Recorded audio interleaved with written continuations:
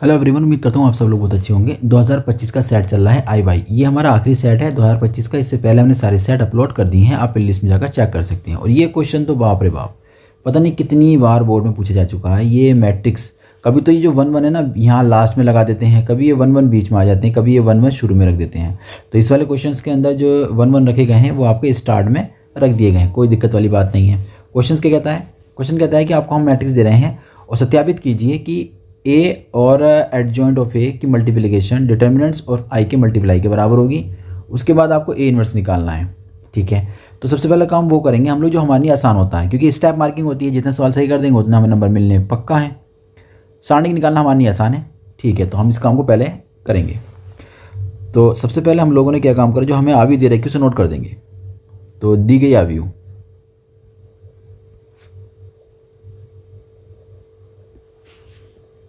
ए बराबर 1 1 1 3 4 3 3 3 4।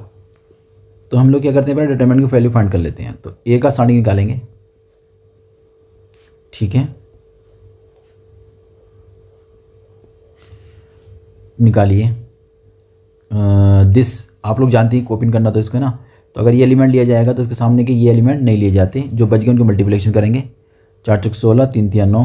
ठीक है, माइनस का 3 ले लेंगे आप, यानी कि इस एलिमेंट को लिया जाएगा।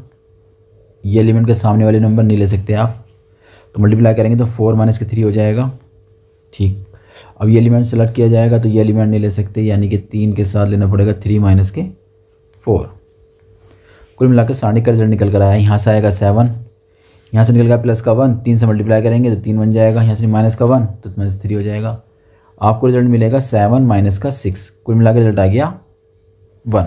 जैसे ही आप सारणी का मान 1 निकालो, इसे बॉक्स में बंद कर देना। एग्जाम को दिख जाना चाहिए कि आपने इतना काम क्वेश्चन में कर दिया है।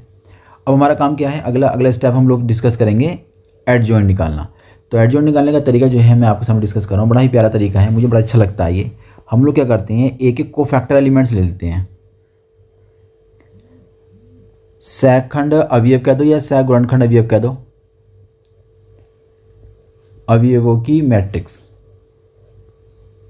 हम सीधी डायरेक्ट मैट्रिक्स बना लेते हैं। पहले अवयव निकाले जाते हैं ना, हम अवयव नहीं निकालते, डायरेक्ट हम क्या करते हैं उसकी मैट्रिक्स फाइंड कर लेते हैं। तो मैट्रिक्स में कौन कौन आता है, A11 आता है, A12 आएगा, 13 21 22 23 31 32 33, ये हमारे पास आ जाएगी। अब थोड़ा सा और काम करते हैं। यहाँ पर देखो, जो A11 है, A11 एलिमेंट है, इसको बनाओ 1 बाई 1, यानी कि 2 बाई 2 की एक आव्यूह, 2 बाई 2 की एक आव्यूह यहाँ बनाएंगे। मैं सारणिक 2 बाई 2 की एक सारणिक हम लोग यहाँ बनाएंगे। ठीक है, और हम सब रखेंगे इस आव्यूह के अंदर। यहाँ पर 2 बाई 2 की बनाई जाएगी, एक 2 बाई 2 की यहाँ बनाई जाएगी, 2 बाई 2 की एक यहाँ बनाई जाएगी सारणिक, एक 2 बाई 2 की सारणिक, 2 बाई 2 की सारणिक, 2 बाई 2 की सारणिक।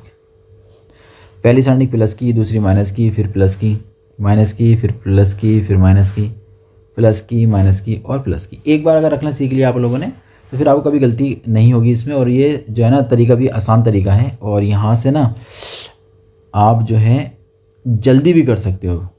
मुझे एक ही ज़रूरत पड़ेगी, मैं इसलिए इसको यहाँ पर कॉपी कर लेता हूँ और यहाँ रख देता हूँ इसको। लाइए, थोड़ा सा अंदर की तरफ है, बाहर की तरफ रख देते हैं इसको।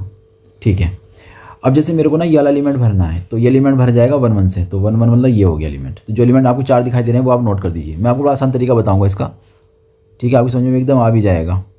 4 3 3 4।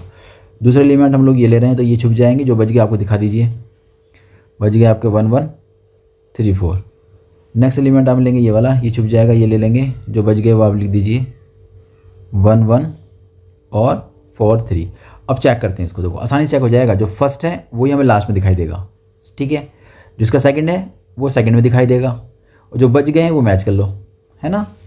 ओके, तो अब हम नेक्स्ट लिखेंगे। देखो एलिमेंट, तो हम जब इस वाले एलिमेंट को सेलेक्ट करेंगे तो ये सामने वाले एलिमेंट हमारे छुप जाएंगे। जो बच गए उन्हें हम नोट करेंगे, तो हमारे पास आएगा 3 3 3 4। नेक्स्ट एलिमेंट हम ले रहे हैं ये वाला, तो इसके अकॉर्डिंगली बात करेंगे तो बचेगा 1 1 और 3 4, तो 1 1 3 4। नेक्स्ट एलिमेंट लेंगे ये दिस और दिस, आपका 1 1 3 3, 1 1 और 3 3। अब ये एलिमेंट सेलेक्ट किया जाएगा दिस और दिस, तो कौन कौन बच जाएंगे 3 4 3 3, तो 3 4 और 3 3। नेक्स्ट एलिमेंट लेंगे हम ये वाला, तो 1 1 3 3। ओके, नेक्स्ट एलिमेंट है दिस। अब कौन बचा आपके पास 1 1 और 4 3। ठीक है, ये एलिमेंट लेंगे तो दिस और दिस 3 4 आएगा ना, 3 4। ठीक है, अब चेक करें this element equal to this, बिल्कुल सही है। सेकंड वाले का सेकंड में, जो बच गए सेम, यानी कि ये तो हमारा सही है, इसमें कोई दिक्कत नहीं आई है। फर्स्ट वाला लास्ट वाले कितना कर रहा है, सेकंड वाले मैच कर रहा है, और जो बच गए वो हमारे ठीक है। इसमें सबको हमारे सही हैं। अब हम इसे ओपन करेंगे। बस ओपन करते में एक बात याद रखिएगा, हम लोग ब्रैकेट का यूज़ करके ही इसे ओपन करेंगे। तो 4 चौक 16 माइनस के 9 हो जाएगा। ठीक है, दूसरी ब्रैकेट ओपन करेंगे हम लोग, माइनस लगा हुआ है तो यहाँ हो जाएगा 4 माइनस का 3। ठीक है, नेक्स्ट ब्रैकेट यूज़ करेंगे 3 माइनस का 4 और आवी हमारी बंद, बाहर माइनस 4 3 12 माइनस के 9 हो जाएगा। नेक्स्ट 4 माइनस के 3 हो जाएगा। नेक्स्ट 3 माइनस के 3 बन जाएगा। चलिए नेक्स्ट 3 3 9 करेंगे ना, 3 3 9 और 4 3 12, ये माइनस करेगा तो 3 माइनस के 3 हो जाएगा। ये वाला 4 माइनस के 3 बन जाएगा। तो C बराबर निकल कर आपके पास आ जाएगा 7 माइनस 3 माइनस 3 माइनस 1 1 और 0 माइनस 1 0 और 1। C आपने निकाल लिया। अब आप निकालेंगे एड जॉइंट।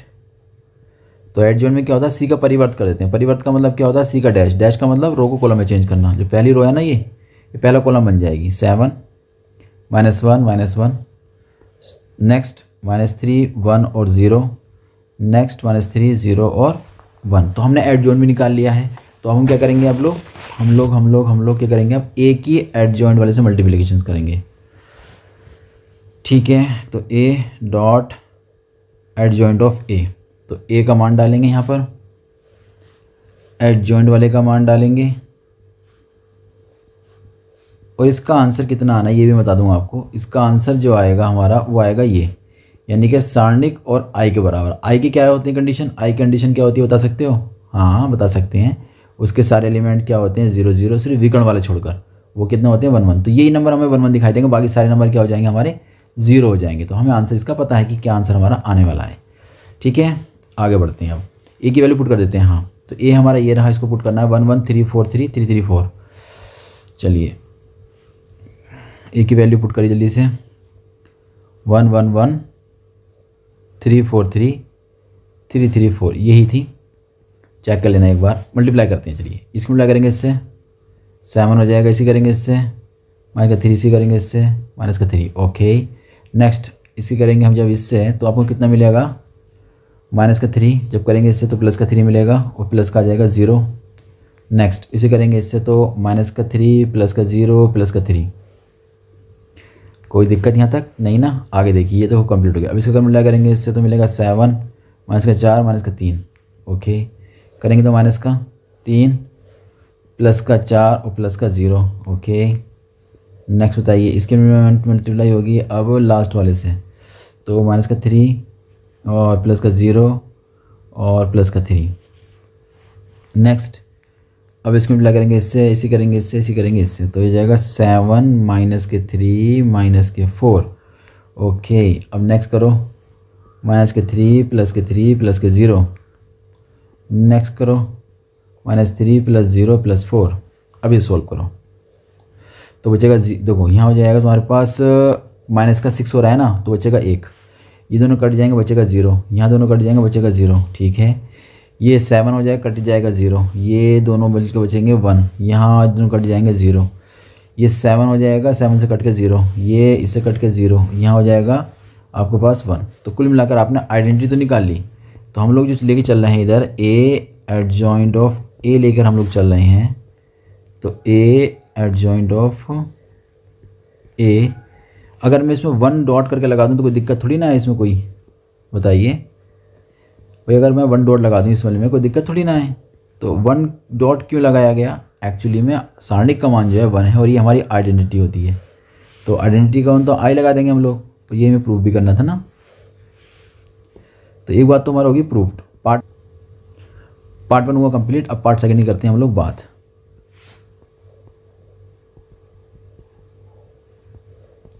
पार्ट सेकंड में क्वेश्चन ने क्या कहा है, देखो उसने कहा कि ए इनवर्स आप ज्ञात कर दीजिए। तो ए इनवर्स ज्ञात कर देते हैं, आसान है। ए इनवर्स ज्ञात करना आसान है। तो हमारे पास क्या था, फॉर्मूला था ए इनवर्स बराबर 1/डिटर्मिनेंट्स ऑफ ए और एडजॉइंट ऑफ ए। तो हमारे पास सारी वैल्यूज़ हैं। डिटर्मिनेंट की वैल्यू 1 थी, सारणिक एडजॉइंट ये रहा है ना। तो -7 आ जाएगा और -1 ठीक है।